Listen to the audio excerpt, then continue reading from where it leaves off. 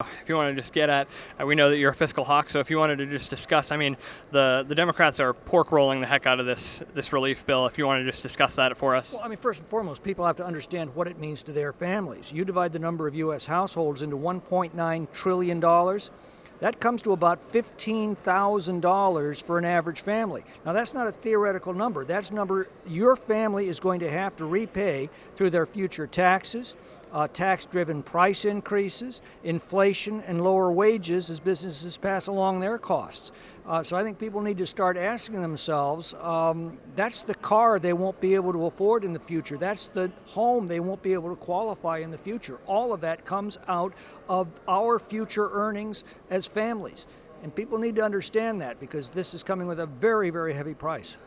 And something that's been pointed out to me and that's been discussed on our podcast at Western Journal is just that it seems like the only place where folks are willing to talk about, the spending being over the top is with the direct payments to the families that are struggling right now. Why is that? Exactly. Well, that's the whole point. There have been families absolutely destroyed by these terrible lockdowns. COVID didn't cause that. COVID is nature's fault. The lockdowns are government's fault. And the families that have been forced out of business or have lost their job, they've been absolutely decimated.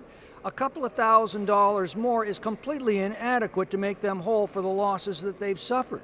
Meanwhile, we're giving that same aid to people who've enjoyed a steady paycheck. You take a look at all these government workers who've been getting a steady paycheck, sitting at home. And by the way, if you're a federal worker and you can claim you've got kids who are out of school, you can get $21,000 out of this bill. Now, the struggling family that's lost its job, whose kids are also at home, get none of that.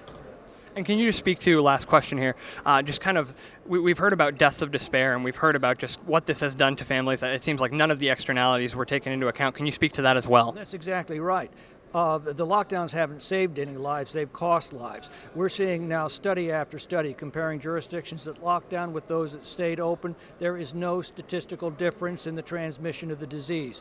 But the increase in not only deaths of despair, suicides, alcohol and drug deaths, delayed health screenings, delayed health treatments, poverty-related deaths. The National Bureau of Economic Research just came out with a report estimating there will be 900,000 additional American deaths due to poverty over the next 15 years as a direct result of these lockdowns. So they not only have not saved any lives, they're costing lives. Wall Street Journal noted 192,000 excess deaths in the United States last year that cannot be explained by COVID and normal mortality combined.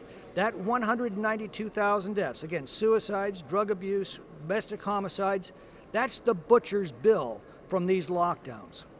And do you think that this bill is dead on arrival in the Senate, or are you worried about the chances that it gets through? I can't read minds and I can't tell fortunes, so I don't know what's going to happen in the Senate. I do know this. We are not going to recover our prosperity until we end the lockdowns. The only genuine relief from the lockdowns is to end the lockdowns, and we're not going to end the lockdowns until we remove from public office the people responsible for them, and that is going to be the pressing business of American voters over the next several elections. Excellent. Well, thank you so much for your time, Congressman.